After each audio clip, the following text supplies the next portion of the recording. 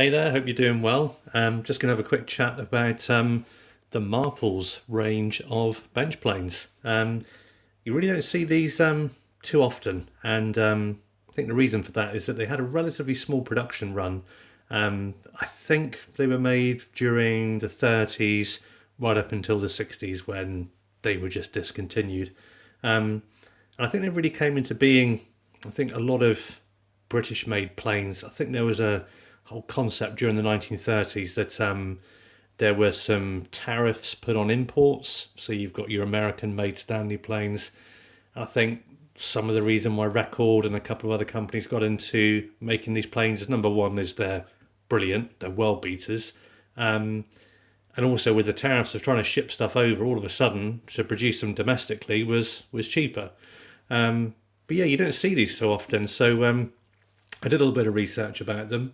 And what's quite interesting is that they were made in the same location as the I.SORBY planes. Now, a lot of people, they weren't made very long, the I.SORBYs. I think they were made just during the 1930s. I've got a few I.SORBY tools. One of my favourite chisels is this one I rehandled. Not in 1930s, I don't think, a bit earlier. But yeah, the Sorbys usually go for quite a lot of money. I'm not quite sure why that is. I guess it's just because it's rare, because they don't work any better than just a basic Stanley. So it must be just that they're rare. But the opportunity to pick this one up came along, and it wasn't for a great deal. I think it was your classic kind of eBay purchase of like maybe 30 quid. It's a 4.5. And there's not loads that's different. I mean, at the end of the day, it's it's a 4.5 plane, and it's copied from Stanley stuff, really. Yeah, the condition of this one more than anything was just amazing. I mean, that's a lever cap that could be from the 30s, although they were made up to the 60s, so this could be a 60s one. But even if it's 1960s, it's in really nice condition. And picking this one up means I'm probably going to sell the Stanley 4.5 I've got, or at least I'm thinking about it. And a cutting iron as well. They're stamped a little bit differently at the top compared to a normal Stanley. Those are familiar with your own tools there. You can see how the logo's a little bit different at the top. It just makes it a little bit cool, a little bit different. This is what's quite interesting, and this is what the Sorby planes have, is that they've got a little jig on the cap iron. So I think it's one of those things that is a lot of a gimmick, really. You need to flog something, and the Stanleys already do the job perfectly, and you're struggling. You're thinking, how else can I, come up with an idea to differentiate myself? So what they did is put a little jig on there, so when you're grinding your iron,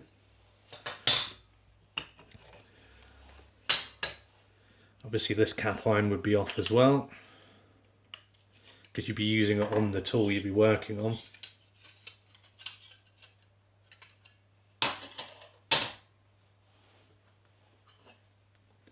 And what you can do is use that little jig there, and if you want to check your grinding angle, slip it in there, slide it up, and you can check your progress as you go. And you can work to the manufacturer's standard. And to be fair to the guy who had this one before, literally bang on the money. So fair play, random eBay dude. But the cutting iron is really nice. There's a lot of talk about how thin plane irons can be, but here's a standard Stanley and the Marples, and I can't say for sure, but it looks to me like possibly this one might have a laminated iron. It looks like there's possibly a lamination on the steel, but I'm guessing it may not be, but that's not really important. But yeah, the rest of it is all pretty much standard stuff, really. But yeah, really cool. I think if you're looking for something a little bit more unusual to pick up, different than your normal Stanley, you could definitely take a look at the Marples. I say really limited production run from the 1930s to the 1960s is pretty limited. I'd imagine wartime production is going to be pretty low. And again, they can be picked up quite cheaply. Again, this one nice, the wheel in here in the back, all the serrations there on that wheel are really still nice and tight. hardly been rubbed away. If you've owned this, I mean, brass is quite soft, so if you've had a plane and used it very much, that soon gets soft and goes away. It's got a split yoke on it, which is something you see on cheaper stuff, so that's, I'm thinking maybe it could be 60s, but at the same time it's got this frog which is a bit more typical of your earlier ones, so yeah, not sure, but just as comfortable. It feels identical in the hand to the Stanley pattern. So yeah, limited production run, really nice quality cutting iron. Again, unless you want to make a collection of them, I wouldn't have spent out any more than your classic 30 or 40 quid, because I didn't need it. It was just when you see something in such exceptional condition, and I think, these days people are obviously searching the internet, they want advice on what tools to pick up first, and your classic is there's so many Stanleys and then records, no one really looks for the Marples.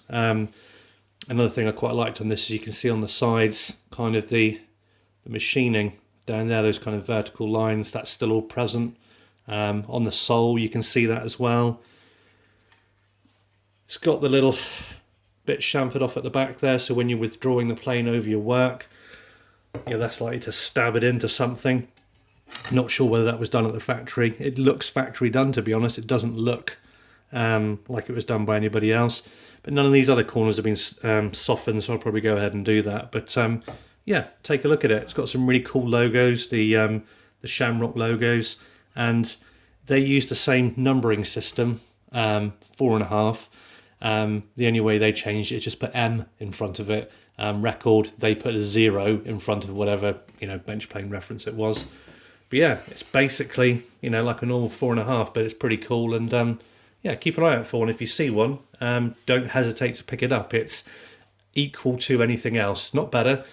As long as you've got a Record, a Stanley, a Marples, whatever, they're all equally as good. Even the I.SORBYs, they're only expensive because they're rare. A Woden, whatever. Just find what's good value. And if you want to collect something, if you want to spend out, then fine. But yeah, I'll be keeping this one, and I'll be thinking about putting the Stanley on eBay.